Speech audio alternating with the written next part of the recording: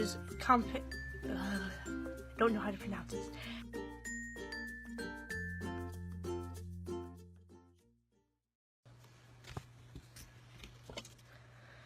Hello, my name is Kaitlyn, and I'm here today to teach you about how to make good characters, because some characters just kind of flunk out in books, and others are just downright amazing.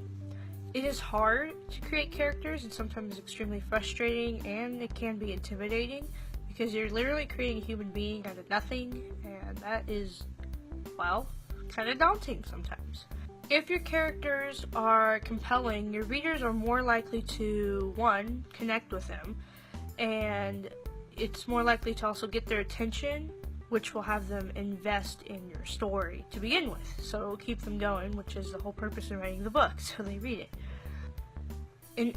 In order for this to happen, in order for them to get invested into the story, and in order for them to get their attention, they have to be able to relate to each character, and so that's what this video is going to kind of give guidance towards. It's really up to you how you go throughout this guide. First, you need to know the purpose the character has in the story. I don't mean what the character is. Like, if it's a protagonist, that's not its role. If it's the antagonist, that's not its role. And you also need to know why. For example, the role that my protagonist has is he is the leader of part of this group of people in a bigger group of people, and he is supposed to help lead them and lead them out of danger, guide them through life, kind of be their own mentor. Now, of course, there's a story behind it where he's pretty bad at it to begin with, but that is his role. That's what he's supposed to do. That's his purpose in my book, and he is indeed my protagonist. Another thing is you need to know their motivation. Why do they do what they do? Do they seek revenge? Do they just wish to do things out of their greater good? You have to think about what's reasonable, what an actual human being would do, things like that. You also need to know their strengths and weaknesses, and I would recommend having either write them down or know right off the top between 3 to 5. You know, the more you get, the more you have, the better. But you definitely don't want them to seem overly strong and overly weak, so it needs to be evened out. And you need to have a detailed life experience. What was their family like? What was their childhood like? And the more detailed you have this, the better. In fact, this needs to be the most detailed, because the more detailed you have it, the more you will know how the characters would react to something, and what the characters would say in a certain conversation. When it comes to this, you should be able to talk about your character as if you've known them for years without looking at any notes, okay? They're like your best friend. I mean, you created them. You should know everything about them. And all these things need to be interconnected, okay? These things aren't just little separate things. They all kind of mush together, and you can't just go one without. If you need help finding out what all these things are, you can go look at people who are in real life to go base characters off them, or look at books and movies that are already invented. Not saying directly copy them. That's like your template, what you start with, and then you put your own mix to it and create a completely new person. That is actually a lot of what my book is. It's a bunch of inspirations put together to create something new. After you're done with all that, you want to make them interesting. I mean, I'm guessing you want to make your characters interesting if you're watching these videos because you're writing a fiction book. You want them to be memorable, and this could either be their name or their personality, whatever it is.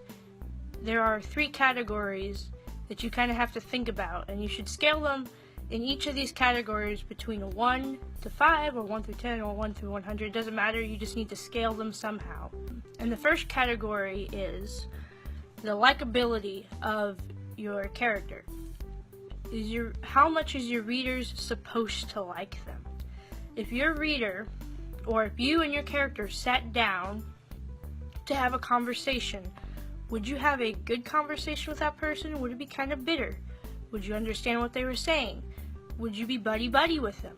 You know, like, obviously the more likable they are, the higher on the scale they'll go.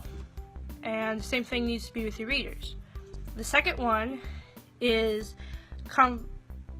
activity. which is how much do they persevere to get their goal. Does the plot have to happen in order for them to actually finally move? Like, if they had a choice, would they just sit there and do nothing? Or are they driven by themselves and they're like, you know what, I gotta get this done. And of course, the more that they pursue their goals and the harder they push, of course, the higher on the scale they'll be. And the last one is don't know how to pronounce this.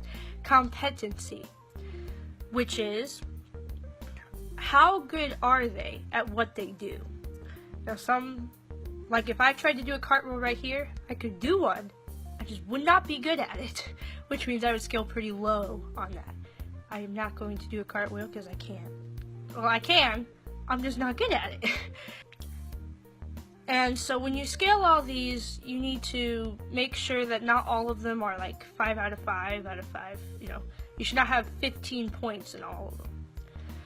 They should have lows and ups and downs and variations between all these categories. Otherwise, you're making Superman.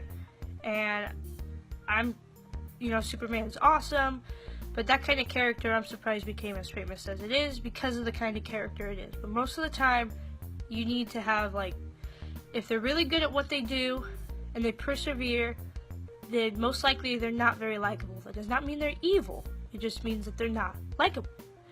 I know I've read a lot of books where the protagonists are not likable at all. And other way around, where the protagonists are just downright cowards and they don't pursue anything. It just depends on your story, and there's absolutely nothing wrong with what's low or high. It's completely up to you. Some of the last tips that's going to wrap all this up is, 1, you need to make sure your character has flaws. Otherwise, they will be Superman.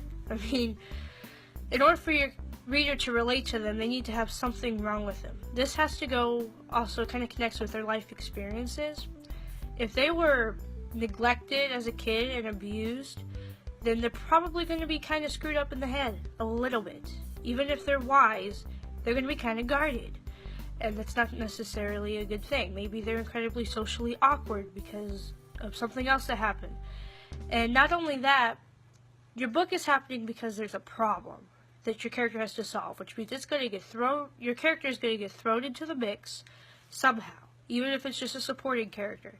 And then they're going to come out of it, and they probably should not be the same person, because sometimes if you get stabbed, or you see somebody you love get killed, or I'm just saying things that happened in my book, or all of a sudden you notice that magic actually exists, that's not just going to relax on a character. That's going to kind of make them question their reality now. Another thing you need to know is that your dialogue should be character specific. For example, at the beginning of my book, I make sure that it is known that one of my characters is Spanish and that another one is British. And that means I kind of have to change up their dialogue a little bit to where the reader can tell, even if I didn't say said Kate or said Tate, then even if I didn't say those names, they would be able to tell that it was that person talking just based off their words. This also needs to go kind of around when they were born. For example, if you are having a 19-year-old teenager who drinks all the time and does drugs, then they're probably going, and is angry all the time, then they are probably going to cuss a lot. And they're probably going to sound really harsh, and they're not going to be very likable. That's just how they're going to talk. So you have to kind of tweak that, whatever ends up being right. You shouldn't be just plain. And the last thing you need to know is that every action has a reaction. So your character is going to react to something. Whether it's them getting a kitten, maybe they'll smile, maybe they're allergic to cats and they'll sneeze, or if they're severely allergic to cats, they'll have a reaction. Those are just very silly, simple examples, but that is also kind of how, I write books where my character has an internal change, and so at the end of my book, the reaction to all the crap he just gone through is the reaction of the actions that had just happened. And so that can also change a character, and you need to know what that is so you know what they are before and what they are after. So those are my tips for how to create characters. It's kind of complicated. Sometimes you just get it like that. Other times you really have to think this out, and it's extremely tedious. So thanks for watching, and please go check out the rest of my stuff. Let's hang out on the internet, okay? I have a blog on Facebook, Twitter, and Instagram, and of course there's here on YouTube. All those links should be in the description. Please hit that subscribe button and hit the thumbs up because that would absolutely make my day. Okay.